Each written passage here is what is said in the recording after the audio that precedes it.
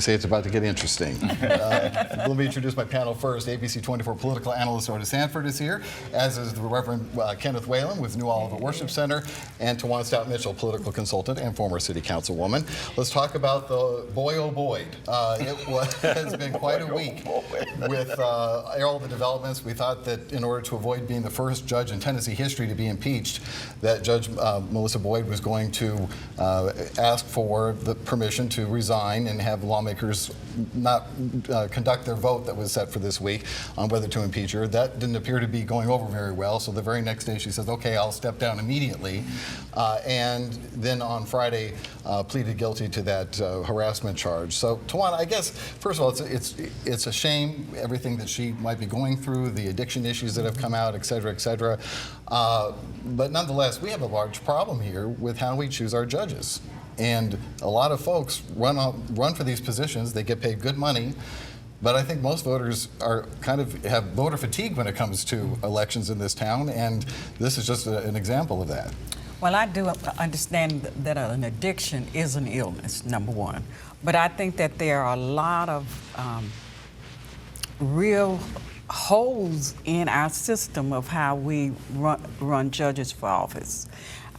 Number one, Ms. Boyd was before the State Professional Review Board, and she was sanctioned by them. And 3 days later, after that sanction was removed, if you have an addiction, no one should be able to run for a judgeship. There should be some kind of trial period for us to make sure you get healthy first. Not to say that she couldn't resume her law practice and earn a living, but that there should be some measure in place like you do for work to make sure that you stay on the straight and narrow. But that was a real lapse of judgment in our state law, probably. And then there is the issue of the media. We used to have media centers that would look into the backgrounds of people and make decisions and endorsements. Now the commercial appeal does not make endorsements. Right. And no one's really looking in the backgrounds because our media centers are so short-staffed. So we don't have that. And there used to be a day when I'm of the political era of your father, the late great K.T. Weldon Sr., and Maxine Smith and Vasco and Jesse Turner Jr. Russell, they would all gather up and have quiet conversations and say this could quiet, heated conversations. Yes, this could be a problem, and to avoid the problem, we need to find a candidate.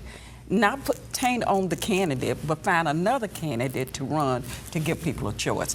That just didn't happen. Our systems. So a lot of areas where we're falling down on the job, right. Basically. Ken, we'll have you weigh in on this next. What are your thoughts? Well, I'll defer to Otis on the deeper political ramifications, but the whole question of electing our judges, there are arguments on both sides of that, but I, for one, am supportive of us, the electorate, electing judges. I don't care how many we have to elect. I don't care what the pitfalls are. But in order to produce an educated populace, a civic-minded populace, that job is the job of the school system. And I think we are seeing evidence every day that our school system is not producing civic-minded individuals, and that's not a slam or slight on the school system. It's just an observation, man. But if we live in an era where, and maybe this is the school's fault too, but as a voter, and I like to consider myself somewhat well-informed, when it comes down to the judgeships on a ballot, those are 10, 15, 19 names sometimes that I have no idea. Well, see, that's where I think it's just up to the voter. It's up to us. It's up to us to do the work to find out. No matter, we know how long the ballot is going to be way before the election. I think it's on the voter to do the work that you just referred. You do it. I do it. You know what I mean? It's just, but again, I think that's a function of public education. I really do. Okay, Otis, your thoughts? Yeah, two points to what's already been said here. Let me address the media thing. You are absolutely right. I came along in the 1970s at the commercial appeal, And every election, we were interviewing candidates. They were coming in and out. The ones who, some of them just refused to come in because they didn't think we'd be fair to them. And we would put out either endorsements or we call them recommendations on candidates, including the judgeships. I did that a lot when I was in charge of the editorial board. They don't do that anymore, and that's a shame. But here's a solution, I think, to this problem to some degree. With all of the candidates for judicial races that come up every 8 years, and we're talking about criminal, general sessions, circuit, chancery, probate, I mean, all of those names, why don't we stagger those races and not have them all in the same year? And let's have, even if we have to do it, because we have a county election, every 4 years here. And so we could have half of them 4 years and the other half the next 4 years. That would be fewer candidates to have to vet. And then entities like the Bar Association, the news media, and everybody else will have a better shot at trying to vet candidates for the voters. And I think you're absolutely right with staggered terms. However, I want to add this. Judges in Shelby County get an 8-year term.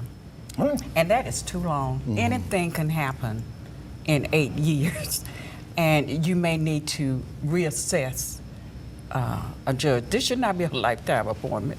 Well, But 8-year term means 2 terms, that's 16 years on the bench. Yeah, but the reason it went to 8 years was to try to keep the politics out of these campaigns. It's already in there enough. That's not happening with it may not be ballots and happening, everything.